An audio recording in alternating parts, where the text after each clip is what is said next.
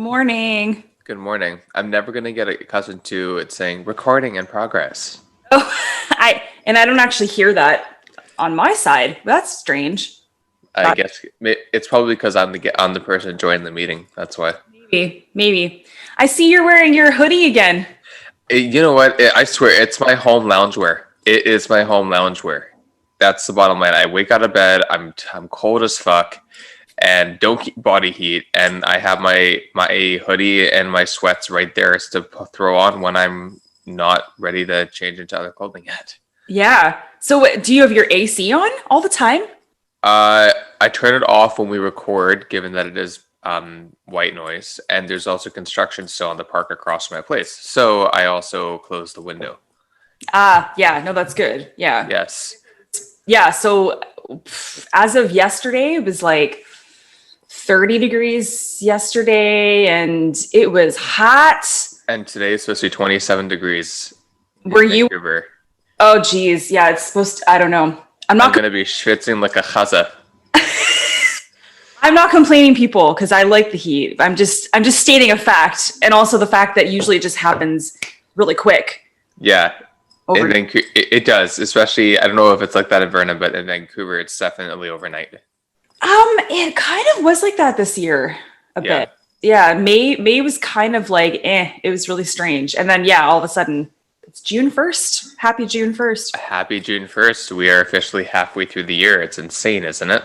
It's absolutely insane. I Yeah. can't believe I'm going to be pushing 30 in under, what, 8 months? Oh God. Oh my God. No, oh God, yourself. Okay, okay. Sorry, I'll put myself in your shoes, but it's just funny because I was literally thinking today about how I'm. What did Sid say? What? Said something. Oh no, he's in the bathroom on a phone call. Okay, I thought he was like telling you to shut up too. Well, he probably was telling me to shut up for sure, but luckily I can't hear him. Oh, I was just thinking today about like, oh my God. I guess it's true that when you do get a bit older, you get these like maybe little weird little aches and pains that maybe you never had before. Oh, he does, yeah. Yeah, and I was just thinking that today because, and then you said that, but no, Funny. actually, when I was 29, no, let me actually think that I was my 30th birthday. I spent it at a trade show somewhere, and I was on a flight heading somewhere in Canada, probably heading back home. And I said to the flight attendant, what is politically correct now on an airplane? I'm so sorry. Um, a team member? Can't you say flight attendant? I know it's not I steward. No, I think you can say flight attendant. Yeah, Well, yeah, because it's someone attending a flight yeah, and someone on the flight, and it's also gender neutral. yeah. I just wanted to be, I just Of course, a flight attendant. Yeah. attendant. I was just curious, and I just said it's my 30th birthday, and so she gave me a few free drinks, and that was pretty. Aw, that's really But sweet. That's yeah, really sweet, actually. I do remember kind of. I don't know if freaking out is the right terminology, but I do remember feeling kind of. Yeah, how do you feel? How do I feel? No, it's 6 months away, but I'm excited because it means I'm going to actually be, I said by the time I'm this part of my life, I want to be doing these things, and those things are most likely going to be manifested, even if it's not obviously everything you think it's going to be. What I see for myself when I turn 30 is definitely many things. So, and I think with how the pandemic and the reopening is happening on a professional sense, those things will be already starting to happen and definitely happening by February, March. And relationship wise, I would hope for that as well. And when it comes to my health, I'm already in the process of taking care of my health better. So, yeah, I feel pretty content in that way. it's all you can do. Exactly. And I've got this to play with because Sid gave it to me. Okay, I was wondering what you were doing because I can see your hands, your shoulders kind of doing, oh my gosh. It's got a nice weight to it too. It's not like a cheap ass one. It's actually like a really nice one. And it's got like a titanium kind of like Yeah, um it is pretty. finishing on it. It is really pretty. I've never held one of those before. I haven't either. It's got a really it's like it's easy to use, but to actually get it going, you really need the focus. Like it's actually a great meditation tool. Okay, you know, don't I don't want to lose you here though this episode. Oh my god, could you imagine? You're like staring off into the distance. And you're like, oh my god, I almost got it, Rachel. I almost got it. Oh, sorry, Don. Speaking of our episode, Yes. maybe well, it's like who I you know him definitely better than I, but we have Mr. Don Mahoney Mm-hmm. come for the second time for part 2, Yes. and take it away. Well, Dawn, as those that are listening, is a good friend of mine and from the yoga community, but there's a lot of dynamics and dialogues that Dawn is actively part of and contributing to in our community, especially within Indigenous capacities and also in social justice work, especially with mental health and addictions and homelessness. And especially through the art and the lens, not just of capturing content and sharing it publicly through several mediums of art, primarily I'd say through photography and videography, including drones, cell phones, and professional cameras. But he's also just a voice, in my opinion, of the community and a big voice of Vancouver, to be honest. Like I think he's someone that has such an understanding of what's happening in our city in ways that we as general individuals don't take a look at, or in some ways we, because we're privileged, we take a blind eye to. And he's someone that is not afraid, like you and me in our own ways.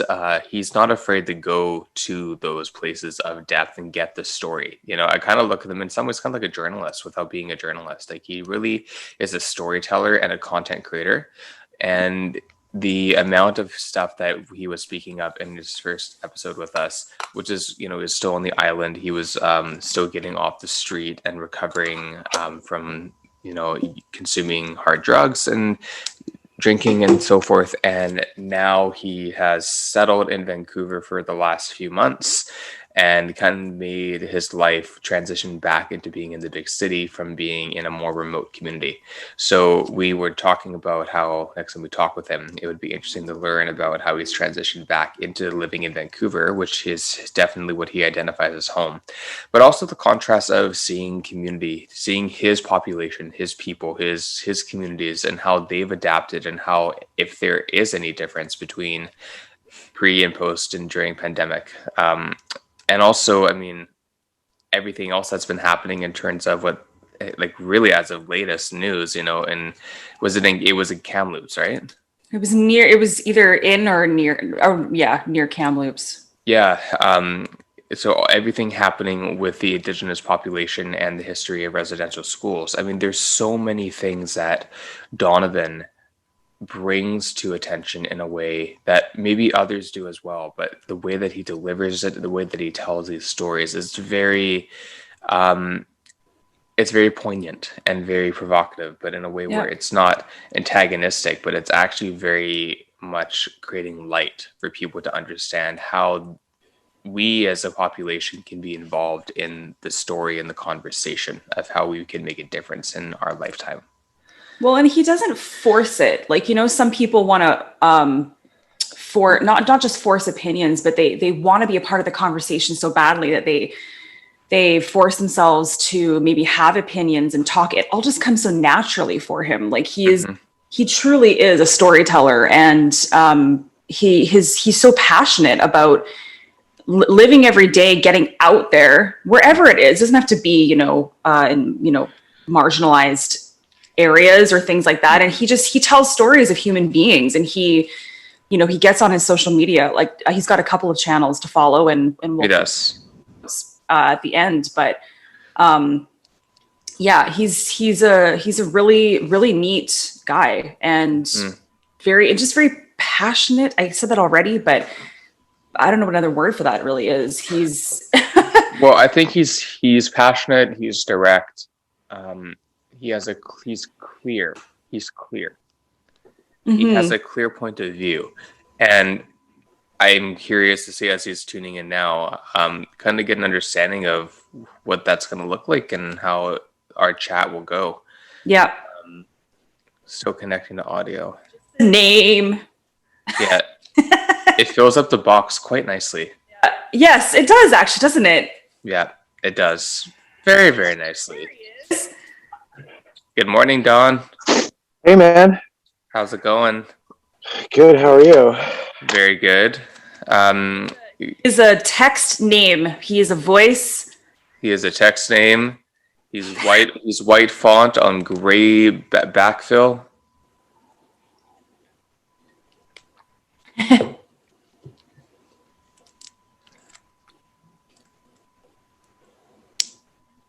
Are you there, Don?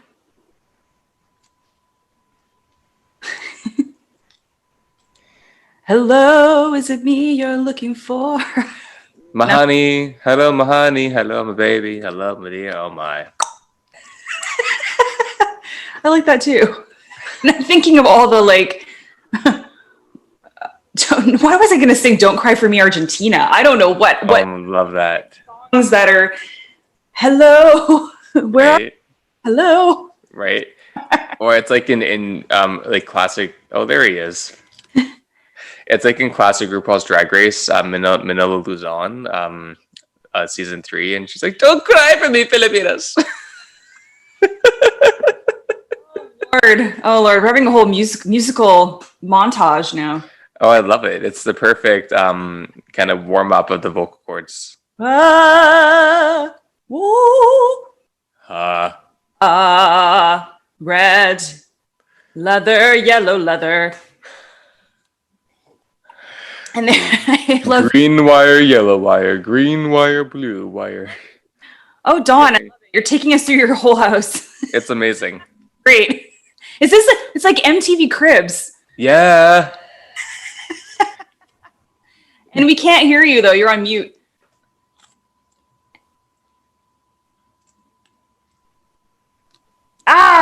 There you go. Oh man, how's it going? Oh yeah, it's wild times, eh? No kidding, right? I'm trying to find like a cool spot to like, because it's actually quite warm here, so I'm just trying to find like the doors open in my house and everything, but I guess this will do just fine. Although I don't really feel like my address being seen. Good. Yeah, that's a good point. That's a good point. I don't. There. Yeah, I Yeah, don't. that looks fine. Oh, I'm schwitzing too already. I know. Seriously. Whew. It's so hot. Yeah, it definitely is warm for sure. Cool upstairs, eh? I love it. Awesome. That whole house is awesome. Are you I don't know why, but it reminds me of like Victoria. Where are you? Ish. This is Strathcona. Oh, yeah. My brother-in-law lives right there. Yeah, I live in a super sweet spot. I live right near Finches, so I'm like 2 blocks. There's 3 blocks to Hastings. No, wait, 1, 2. Yeah, it's like 3 blocks to Hastings, and then 1, 2 blocks to Main Street. Yeah. Yeah. Awesome. Yeah, it's awesome. So I was kind of giving a follow up to those that might have heard your first episode with us, or those that are joining in the first time who might check back on our first recording with you, Don. What I was really excited to have you back for today is to just know again how you're doing, how things have been since we last chatted, and about your story, your journey from the island to the city.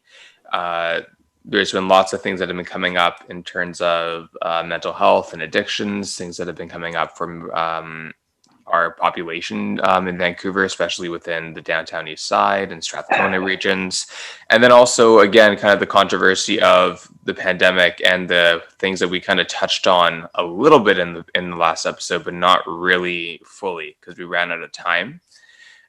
And in addition to that, further understanding of who you are as a human in all aspects of the word.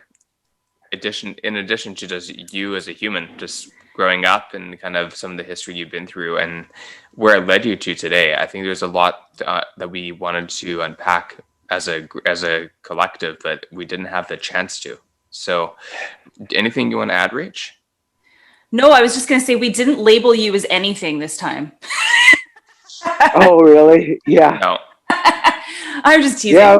No, that's cool. I mean, it's funny because, one of the things that's been going on in terms of labels or, is like, like acknowledging that I'm an Indigenous person.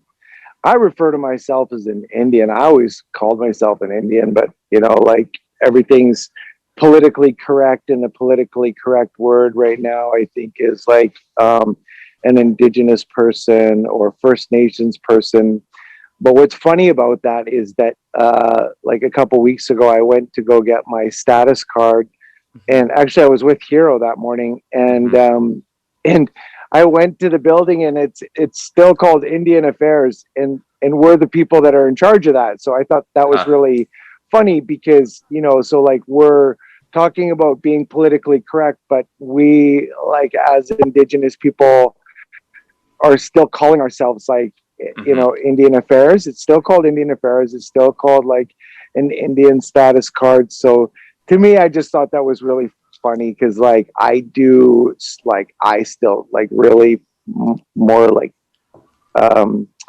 like like when I think of words to describe myself, I would be like a native Indian, right? Like that's what I think of myself. And so I just thought that was funny, because I'm like, here we are, like everybody's being so like politically correct, and then it's like, it's like Indian Affairs, Indian status card. But anyways, I'll probably hear something about that, and then just to kind of touch on that, there's been this like humongous kind of like, it's not, I guess, like in the Native community, it's not really big news. Like, people have said that we've always known that, like 60% of the children that were going to residential schools that were Native were being killed, and then being called like liars about that. And, like on my one side, my granny was really the one person that did, from my humongous, on my mother's side, went through residential schools, and the effect it caused in our family was atrocious, just because what she did to mitigate her own pain, brought in unsavory people. Only actually one of my uncles of like 11 aunts and uncles ended up in the residential school. My mom actually didn't, but it doesn't negate the fact that like, like where I am today and the things that I've been through and the person that I am, I have to acknowledge that the choices that I made were directly a cause from things like residential schools and being a kid from like the 60s scoop. So if anyone doesn't know what the 60s scoop is, it was basically another attack from the government where they took Native kids, and then had them adopted out to non-Indigenous families. So it was like an actual effort to colonize or whatever. And like, sorry, for me, like, did they take them from their families, or they were already in the system of? Well, there was like many different, like, for various reasons, like you could be taken from your family, right? Like if you were, I mean, it's still that way today. It doesn't matter whether you're white, black, Chinese, Jewish, Native, like if you're an unfit parent, the government will step in. Mm-hmm. Now, like where it becomes a little bit like trickier is that in this sense that, so when we say like unfit parent, what does that mean? And then like, what are we doing to help that person to be fit to take care of their child? So like, say for instance, like, you know, I'm not going to talk to like native situation. Let's just talk to like a general, you know, say like I'm living just outside of what they call Chinatown here. So, you know, like if there was Chinese people that had like were unfit in the sense that they were not feeding their kids, or they were drug dependent or alcoholic or something, and then they were reported by, say, a neighbor, then obviously social services shows up. And well, the thing is with normally the case is in a ministry is they try to get you in with another family member, and that wasn't the case in Indigenous communities. So for instance, like, you know, the thing that happened with me wasn't so like, you know, like wasn't like looked super malicious on the surface, in the sense that, you know, like my dad died and then my mom died, so there was no actual parents there to take care of me. And then when they sort of cycled me through the native community, there was just so many people in that time frame too that were also like struggling. But they didn't go the extra step. So like, okay, so like, well, let's make sure that when he is adopted, that he goes to an Indigenous family of some sort, or from that particular nation, which they didn't do. I got adopted to a non-Indigenous family. And that's where, you know, begins the trouble of like,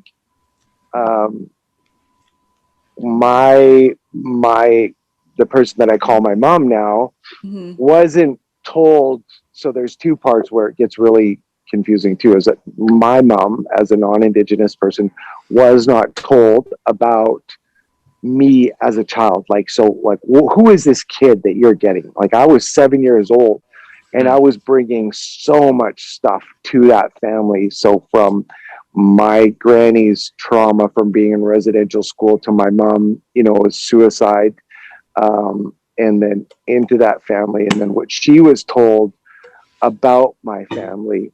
So it was all very confusing. But I was 7, so I was like, I was pissed off and I wanted to find my family because I knew they existed, right? And so that's kind of the thing that set me on my path, in the sense that, you know, I would inevitably end up at the lowest point in my life, homeless and drug dependent, in a community that is made up of mostly Indigenous people. So like when we talk about like homeless people in the downtown east side, people that are dependent are in the justice system, in jail, it's made up of, the mass majority is Indigenous people, right? And so it can all kind of be traced back to these things like the 60s scoop, like the residential schools. So maybe I didn't necessarily directly go to a residential school, or even my mom didn't, but because my granny did, the way that she coped with that was kind of passed on. And, you know, there's like, I think there's like psychological studies where they've, you know, they're like, that we know that when a mother with trauma holds a baby and she's looking into its eyes, there's like transference, right? And so like, you know, so like on a physiological level, like it changes the genetic makeup, and like, yeah, it's just like, it's such a really weird thing to be a part, like to be a person in this huge part of Canadian history, and then at the same time, like, you know, last time I was on your podcast, that was like adamant about being, not having any labels. And then, you know, in the last few months, like, you know, like I've really waffled for years about just acknowledging myself as a, you know, like a card carrying Indian, you know what I mean? Like, Just, well, I guess just you feeling like the connotation or whatever maybe that comes with that, perhaps. I don't know. I mean, well, it's like, it's weird because like when you're, like for me, I'll tell you why it's a really super confusing is like, I got adopted out. And when I made an attempt to go back into the community, what people don't understand about people like me or any other, you know, Native people is like, once you go outside of the community, like, and then you try to come back in, it's not like, you know, people are like, yeah, hey, welcome back. Like, oh man, like good to have you back. Like it's like for me going back to the reservation, I, you know, obviously I was like horrified in a lot of ways at the way that Indigenous people live, the things that they believe. I don't relate in a lot of ways.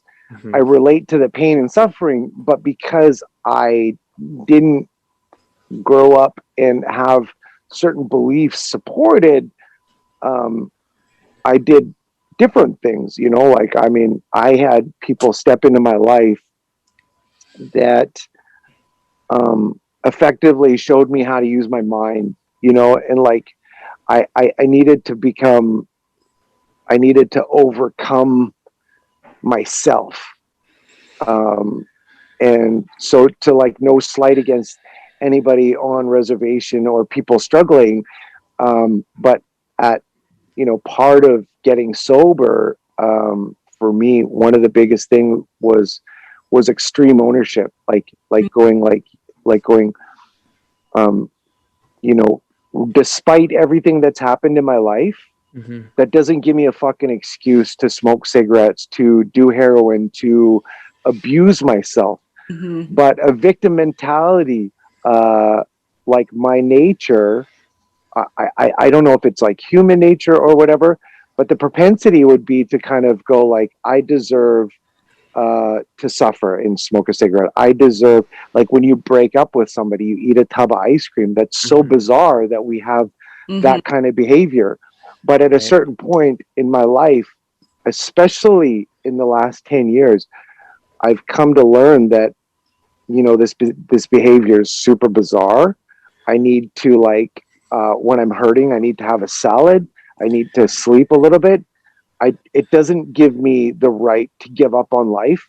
It's an opportunity to warrior up in a sense. So like, you know, like when you look at some of these old Indian, like from India, like the Bhagavad Gita is like when they're talking about life, it's the battlefield of life. Like in nowhere is it talking about being a victim and cowering and folding and buying into your pain and suffering. Pain and suffering is a reality. It's a real thing. But what I needed to find out and what I needed to learn for myself is that things happen, things will happen, but right this very moment, nothing is happening. And so the good news is that is over. It's not continuing to happen. My mind will try to tell me it's continuing to happen, but it's over. So now that's the good news. So the good news is, okay, so now there's the battlefield. Like now I need to go into war and like, you know, and this is like really, you know, when you look at guys like Martin Luther King, like this guy is like a warrior in every sense of the word. Like his brothers are like, I got goosebumps when I think about the stuff that this guy endured. Like, you know, his brothers getting beaten, like attacks on his life, but he never like cowered. You know what I mean? He was like, oh, see you tomorrow. yeah, And he was inclusive in bringing everybody in. Like right now, one of the things that I'm really frustrated with in the past 48 hours is the lack of inclusivity in bringing, like, there's like non-Indigenous people that are like what the hell is going on, and they're like waiting for Indigenous people to do something, and it's like, you know what, like, if you see someone get kicked in the fucking head, you don't need to wait. Like, you go and you do something about it, you know what I mean? So like, if and especially the person that's getting their head kicked in is going to be so traumatized they don't even know what's going on. Yeah. So somebody that's clear-minded has to step up and be like, hey, you know what? And so for me, like, sitting on the outside of this thing, like, where I've always felt like I never fit in the Native community, and I also never fit in whatever this community is, you know. And I never felt like I ever had the right to say what I just said to you guys, right? Like, Yeah. I always felt like I never had the right to be pissed off about certain things. But you know what I've realized is, especially over the last week, is just how effective this action against Indigenous people to cripple them, to make them a weak people, how effective that's been, you know, and so much so that when atrocious things like this happen, that, you know, like in the street, there's nothing happening. And to me, like, that's just like, you know, when last year we saw at this exact same time, not 250 children. So let's just take the word Indigenous out of the word. There's 215 dead children. One Black man was killed. Mhm. And it took 12 minutes or something like that for this guy to die.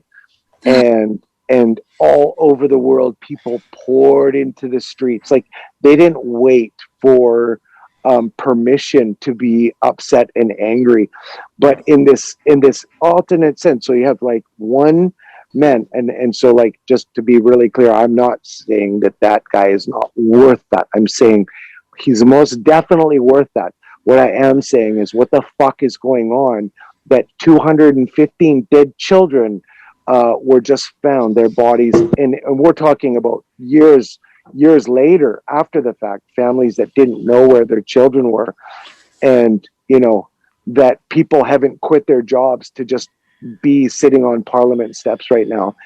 And then when I hear, so I've stepped up and I've sort of said stuff on my social media, like, what the fuck is going on?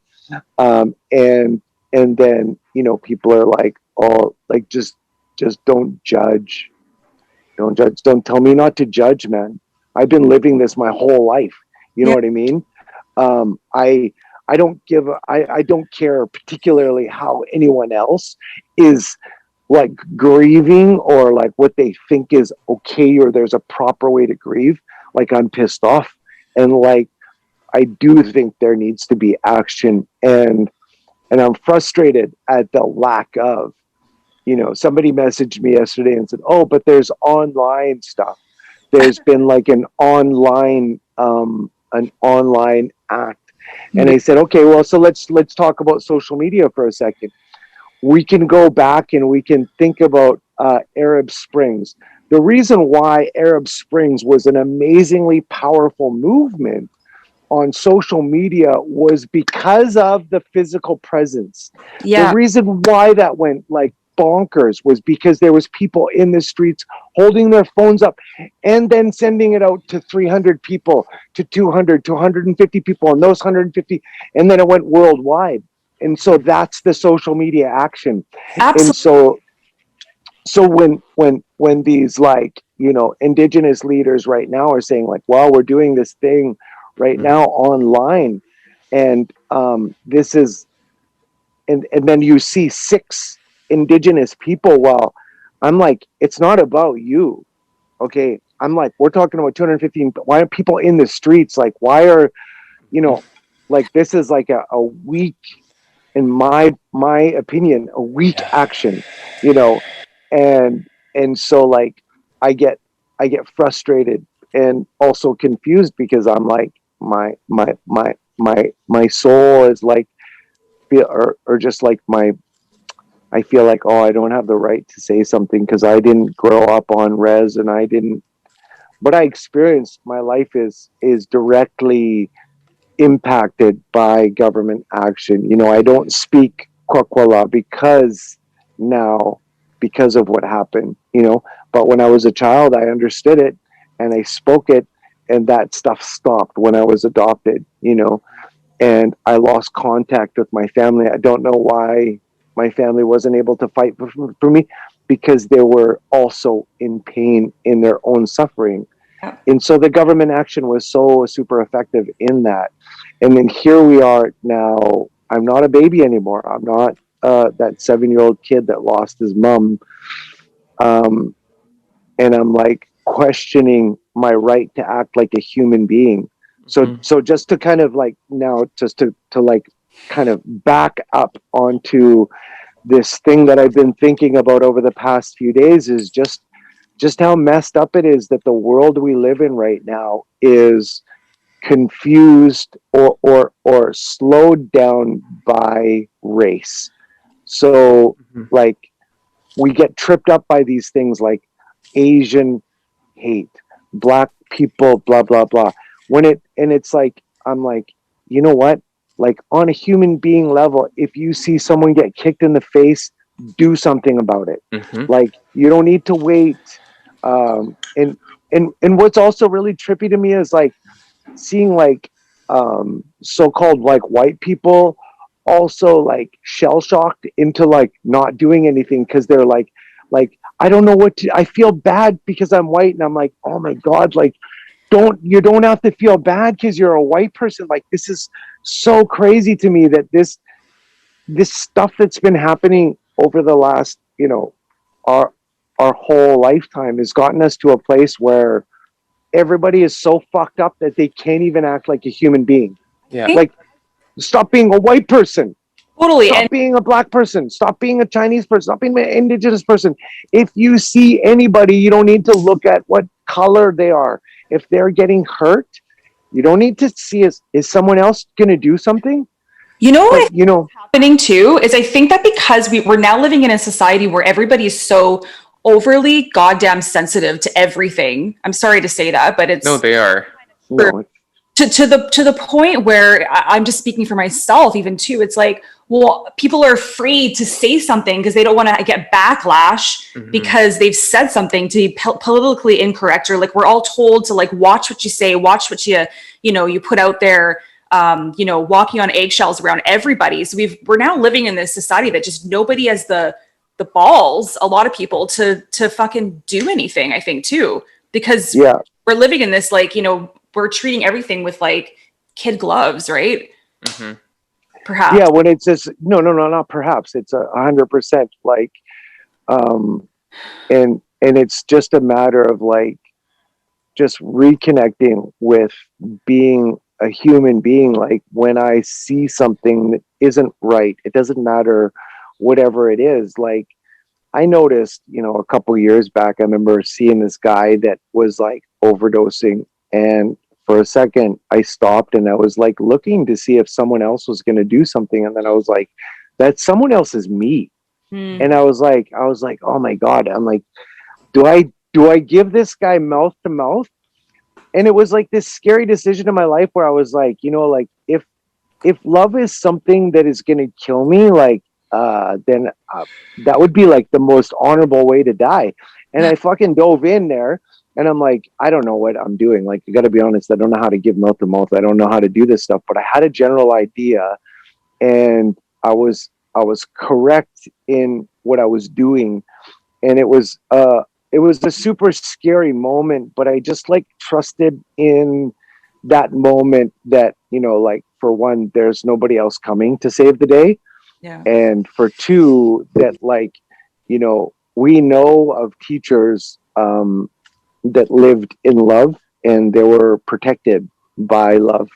And that's like Mother Teresa is a great example, like for somebody that was in Calcutta in the ghettos where people were afraid of lepers, right? Like this is like something that was eating people's skin, and she was there like not protected, like not worrying about anything. She was just like, you know what, like, and it wasn't like she just showed up for a second and was like, yo, catch some bread. Like she was like getting down and dirty, and like and you know, like, so like when you look at also like Gandhi and you look at great teachers, like they're not worried about being human beings. And like when we live in love, like there's like absolute, like I wholeheartedly believe in that, that energy is the strongest energy and the most powerful thing out there.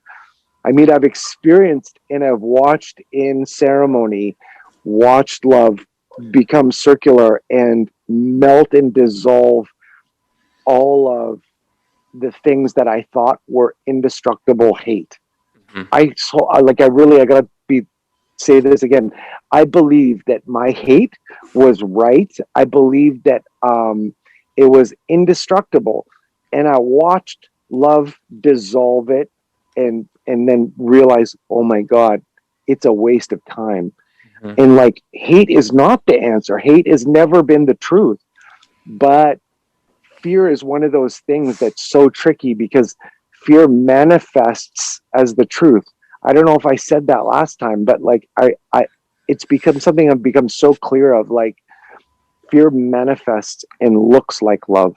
Fear manifests and looks like caring concern when it's not. And that's like, that's the thing about these metaphors, like the Bhagavad Gitas and stuff, is that, yeah, like it's like, wow, like it can be so real and seem right when it's wrong, but when you trust in love action, you can't really go wrong. Like, you know, and so I feel like right now, just for instance, like if people stopped waiting for Indigenous leaders to do something, or somebody to do something, and just was like you know, like when you close your eyes and you think like 215 children, like what am I doing sitting on my porch right now? You know what I mean?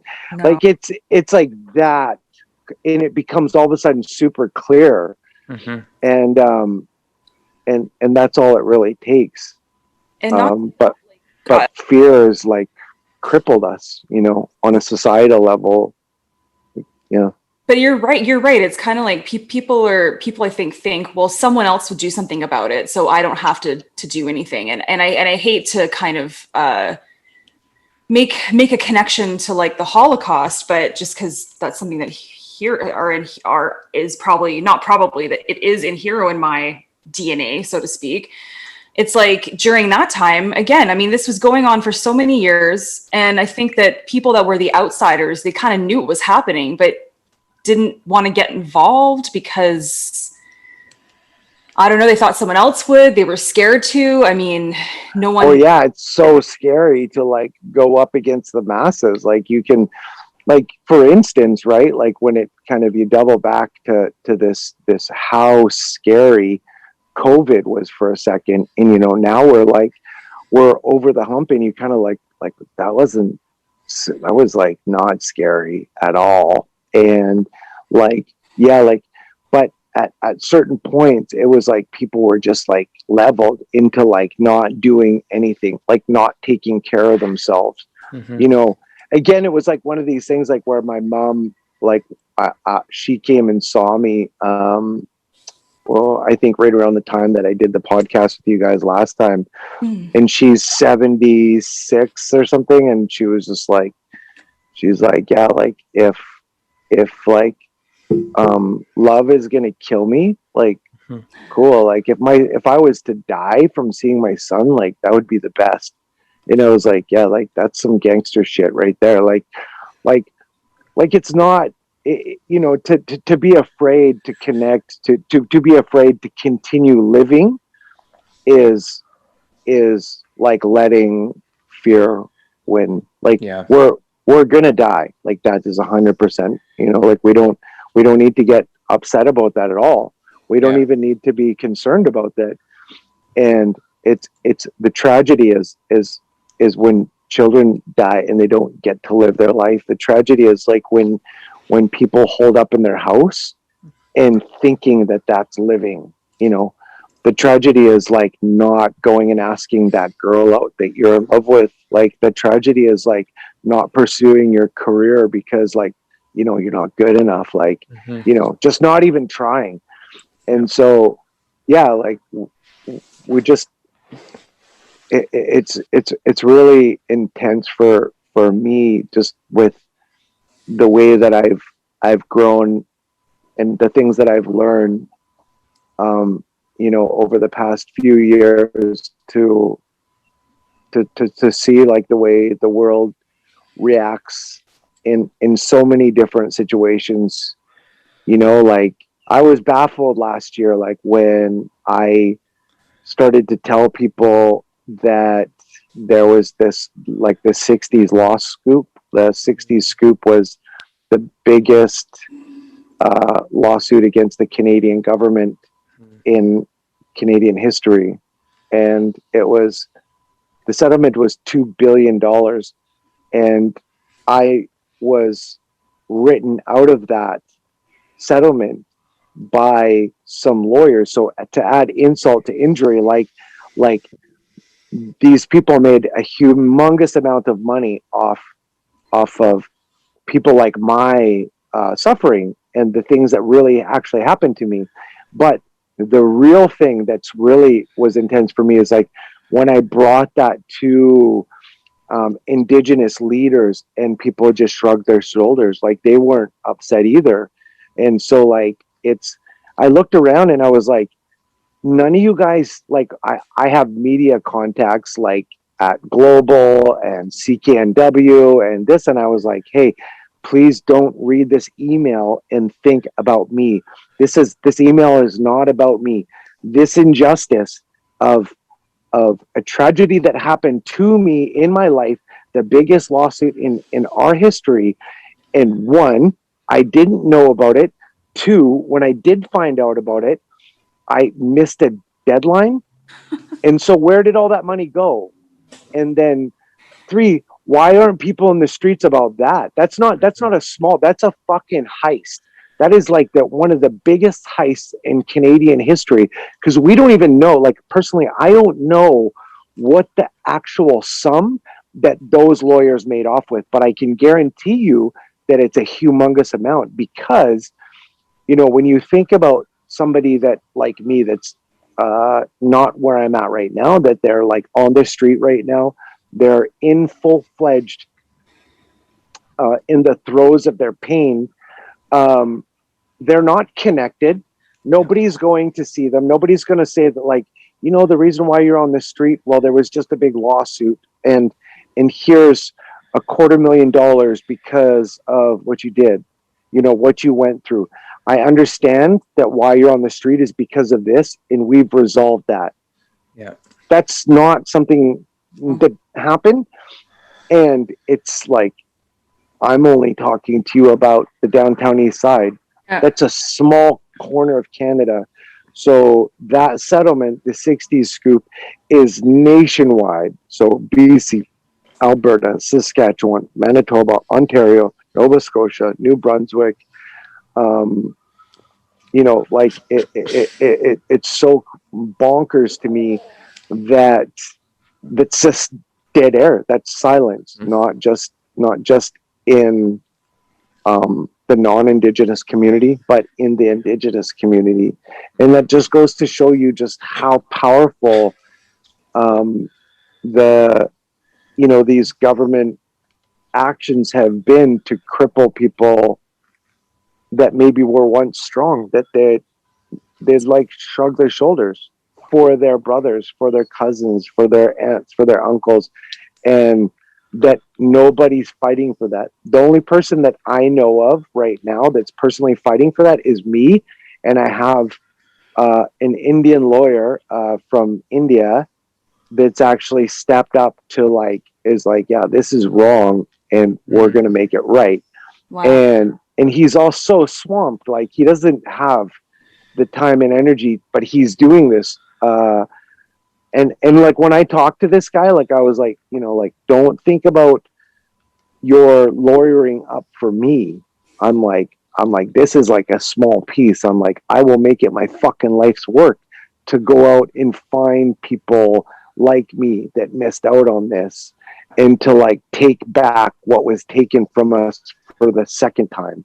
So not the first time, like the first time was like, okay, you get a pass on the 60s scoop, but the second time, like, like, and so like, yesterday when I was doing my work, I was thinking like, yeah, like this life we live isn't an opportunity to, like, when we're sad, to eat ice cream. It's like, that's when you eat vegetables. Like, that's when you like do some push-ups and like, yeah, you can be sad and you can grieve, but you need to fucking keep moving.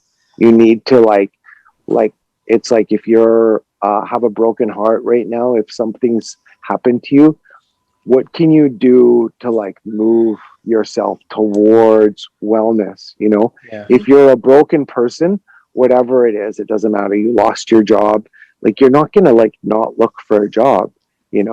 If you got your heart broken, you're not gonna just like, like, I'm never gonna find love again. You're gonna go find someone new. Mm-hmm.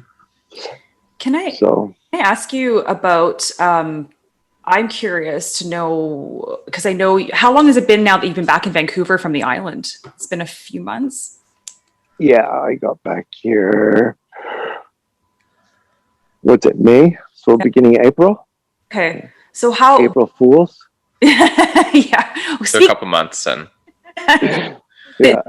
Like an April Fool's coming back? Because I'm curious how you felt coming back to Vancouver after kind of, settling a bit and then, getting clean again and getting back to even what you just said. Okay, let's fight. Let's get back to life. Yeah. Well, I like, okay, so I've always like felt like, like this downtown east side has like been a big part of my life. And I feel the need to be close. And I couldn't believe it when I didn't know about where this house was. Like, I messaged Ronnie and I was like, I called him and I said, hey, listen, can you go and look at these places in and around the neighborhood that I think I might be able to just get into quickly? And he went and looked and he said, yeah, there's nothing, but he was also overwhelmed with stuff. And then he said, well, I actually have a room just came up. My cousin just moved out. And so if you're interested, and I was like, oh, like, are you kidding me? Like, this guy that I live with, I met him when I was in the throes, right, of addiction. So like I was going in and out of the safe injection site, and he works there.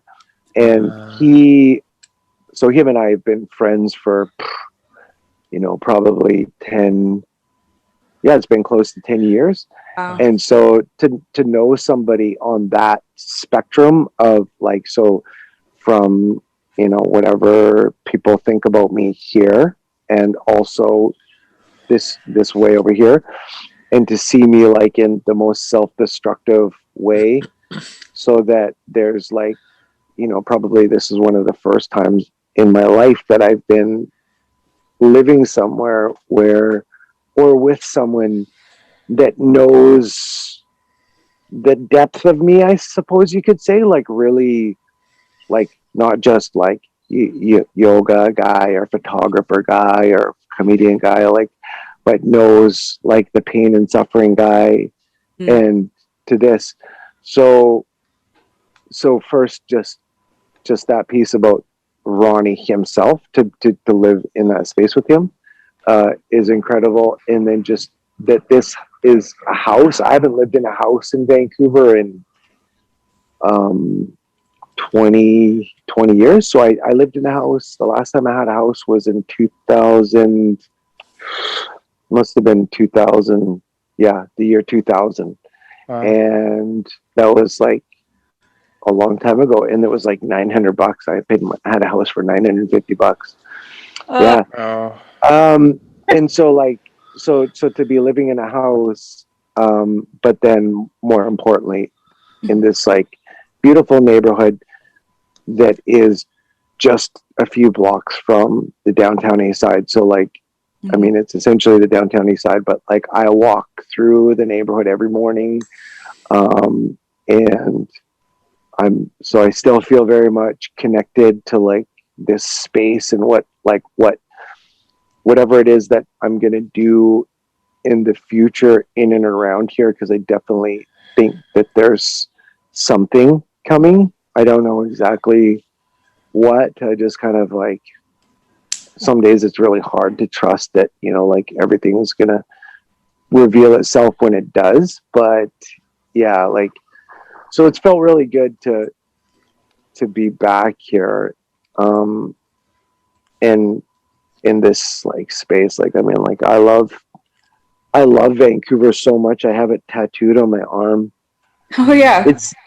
It actually says Van Native. That's amazing. Look at that. Like that. Yeah. So I was like getting this tattoo, which says kicking down. And this is like, slang street term for kicking it. Like when you stop using heroin. And obviously it was like the most gangster thing I've ever done. And so like I was getting this at my buddy's house and he was doing that and I was like, I can't not have this. And I was like, well, you know, I'm native, but I'm like, and this is at that time, I remember this was 2000, that was like 2013. Yeah, it was 2013. And I remember everybody being like, East Van, blah, blah, blah. Like all these like people was like, oh, it's so cool. Like East Van. I'm like, these guys are geeks. Like they don't even know what East Van means. Like and the shirts, like there was a whole like East Van, like yeah. But when I was growing up, like it was like when you said you were from East Van, it was like you were working a working class like gangster type, like right. All the people that got shit done were from East Van. We weren't like cushy lives like longshoremen and, you know, fishermen and people that did like really hard jobs, right, and lived like hard lives. Like that was what East Van was. And then it was like kind of whatever, like the hipsters got their hands on it. It was like East Van. So anyways, I was like, I'm like, in that moment, I was just like, yeah, like I took he was tattooing and I had my phone and I just, with one hand, I was like native. And then I was like, Van Native. I was like, put this on Van Native, like East Van, whatever. I'm like, I have to go up another level. Cause like, I'm native and like, I'm actually a Vancouver native because I was born at VGH, you know? Yeah. Right. So yeah. I love this city. It's like, this is my town. I also have to ask you about, before I forget, about your hashtag single uncle.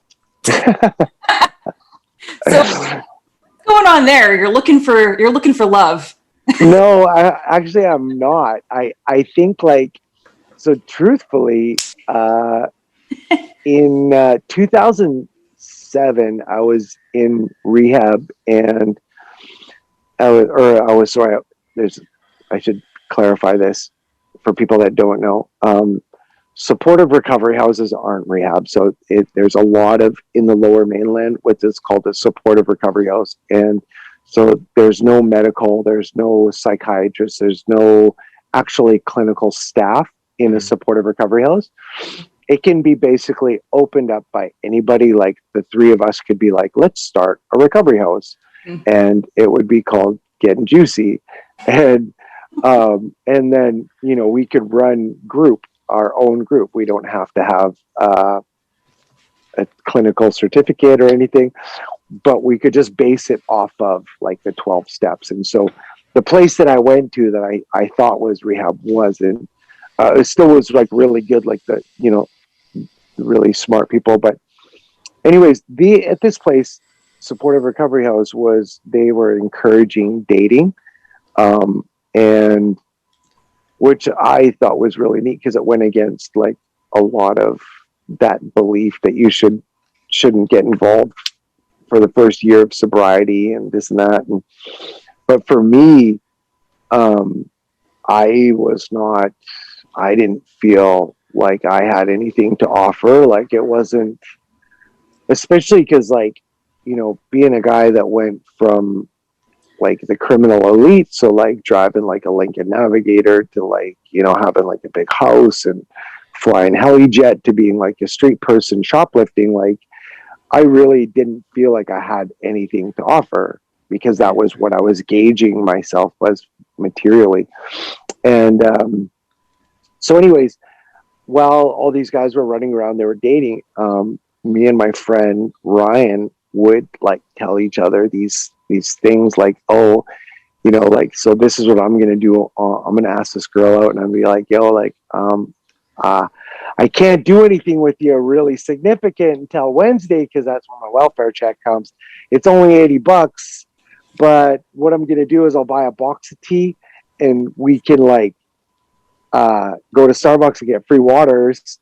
And then, so it was like our way of like me and Ryan's way of sort of acknowledging that we weren't really ready to be in a relationship because like these things were, we didn't find them like appealing, but we're like also thought it was funny. You know what I mean? Like, hey girl, like I'm in rehab. What's up? Like, you know, like, you know, I'm homeless right now, essentially, but like I do stay at this treatment center.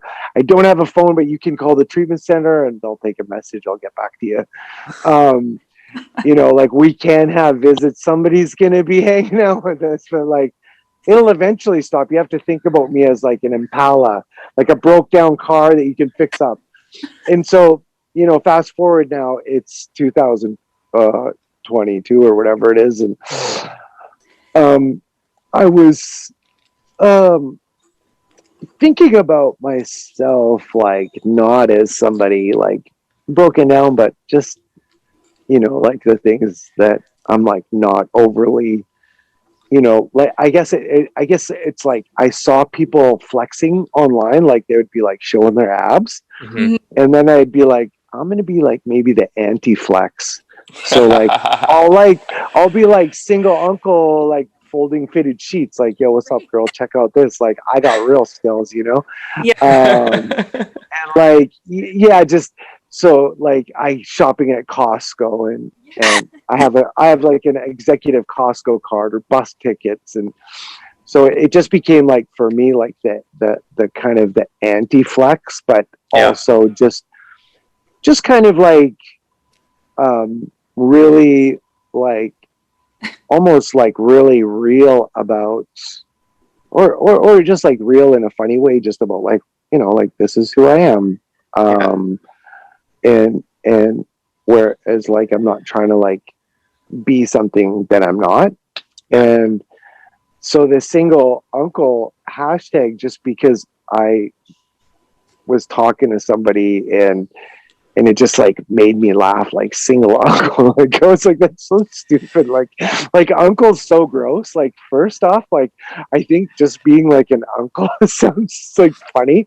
Like ew. Anyways, and then yeah, it was just like, okay, like I'm just gonna run with this. And also like for me it was it's also been kind of like a reclaiming of just being like less serious. Like there was so much of my life like in the last 3 years where I lost that like humorous side of just being me. Like everything's just so serious, like, you know, 215 dead Indians, like, oh my god, like Asian hate, oh my god, like black people matter, oh my god, like, and me too, and just everything's so fucking heavy, and like and I really like bought into all this stuff, and I was just so serious. And I remember I did like a psychedelic ceremony, was the first one actually, and my experience in that was also just like this. I became really aware of how much like laughter and humor had like healed my soul. Like it was the thing that got me through my whole life. Like I'd been through like the worst stuff, and that was the that was the gift that I had, was just being lighthearted about stuff. Yeah. Yeah, like I have the ability to be both those things. Like I can be an introspective, serious advocate, or activist, but I can also be humorous too. Like why is it that I got thought that, oh, like if I'm going to be this particular way, then I can't be a teacher and be funny. Right. You know what I mean? Because that's not what I believed, actually, when I started teaching yoga. Like, it was really important for me to break the ice when I walked into a room. I had things in my repertoire when I was doing subbing classes. There was icebreakers that I would, because I knew people were uptight. Like, for instance, when I would walk into a room and I was subbing for a woman, like, I knew that they were expecting a woman. So, like, I'm going to acknowledge, like, hey, like, sorry to disappoint you. I know you were expecting, like, somebody more attractive than me, but this is what you got today. I'll do the best I can to, like, not fill her shoes. Yeah, or her heels. Yeah, I'm not here to fill it. Yeah. And so, like, like it was really like, when I was teaching, I still had that piece, and I always really enjoyed I've always really enjoyed to, like, bring humor into whatever it is, like, that I'm learning. And I think, we can look at some of the most intelligent people we have in the world right now, and they're comedians. Like, when you think of, like, Louis C.K. and Dave Chappelle and Bill Burr, and, like, really intelligent comics. You know what I mean? Like, they're not saying dick jokes. Like, they're saying stuff that, like, scares the shit out of you. That, first off, that they said it, but then you're like, oh my God, it's funny because you're right. Yeah. And even the people that are, spreading news, like Stephen Colbert, or like those people that are also comedians. I mean, yeah, no, absolutely. So one thing I'm curious to ask you, Don, is based on all the dialogue that we've been able to share and discuss today, what do you want to leave with on this note, at least? So, like, would you summarize what we've spoken about, and how would you want to leave that to those that would be watching and listening to the wisdom you have to share? Well, I think, like, the thing is always is that, just as we as human beings have to really reclaim that thing.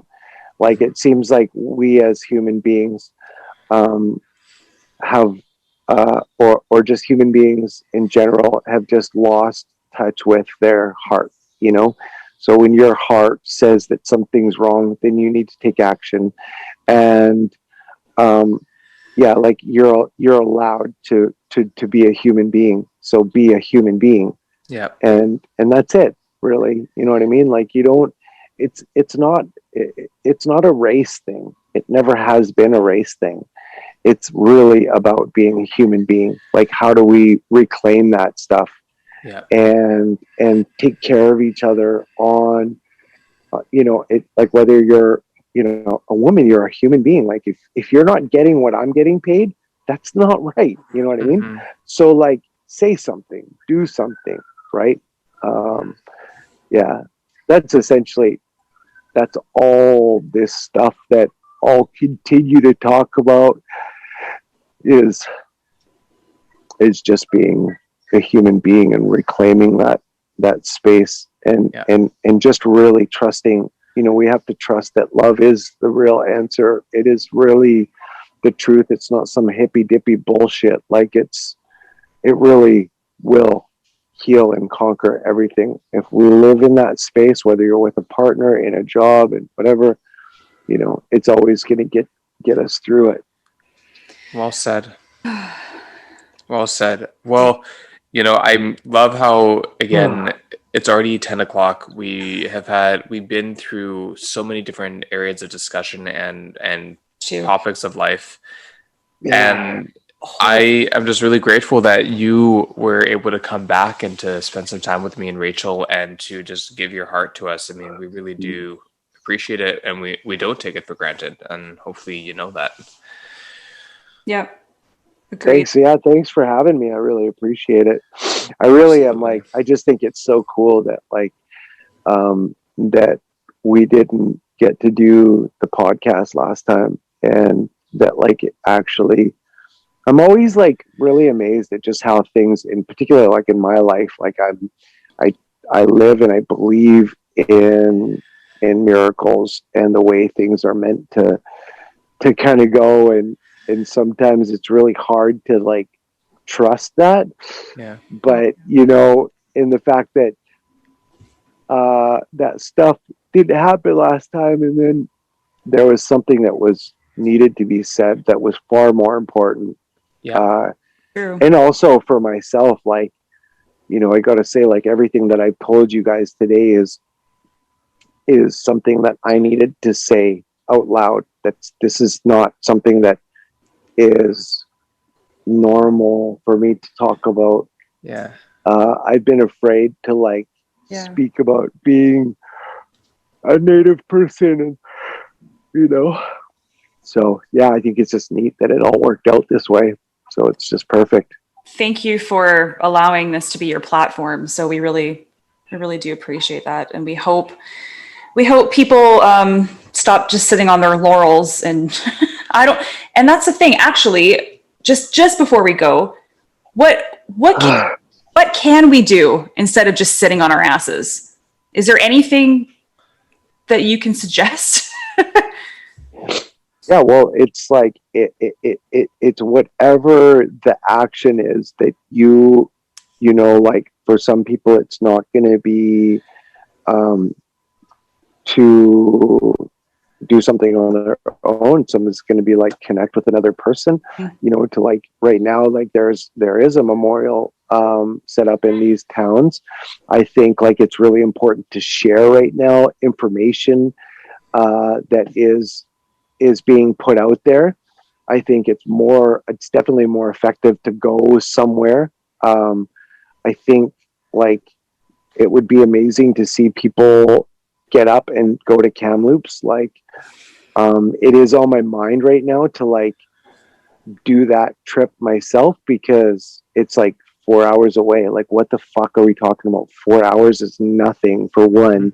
And for two, if I'm talking all this love stuff, I have to believe that, I don't need to worry about whether I'm going to have a place to sleep or I'm going to have food. I've been homeless, so whatever your action is, though, it's definitely not to not do nothing. Okay. It's do something, connect with somebody, and speak out, and don't be afraid to share and talk on your own social media, that this is really not good, because seeing people not, or being afraid to say this is fucked up is the real tragedy. That means the government wins. That means that action that they did over the past 100 years is still working. Right. So yeah, For that. Okay. yeah. All right. Well, Dawn, How are you yawning? I gotta get some more coffee. do it. Grab some more coffee. Me and Rachel, of course, as we mentioned, get our guest recordings out quite promptly. So we will let you know when that information's out for you to share with the ether and the social media networks. And yeah, I know you and me will connect soon in person, and Rachel, I know, is further away. But thank you for coming back and for spreading light on things that are really important and that are very current and very needed to be talked about right now. And let's make some change. Sweet. Thanks, guys. Thank you, Thanks. Dawn. Cheers. Hey. See you soon. Bye. Bye.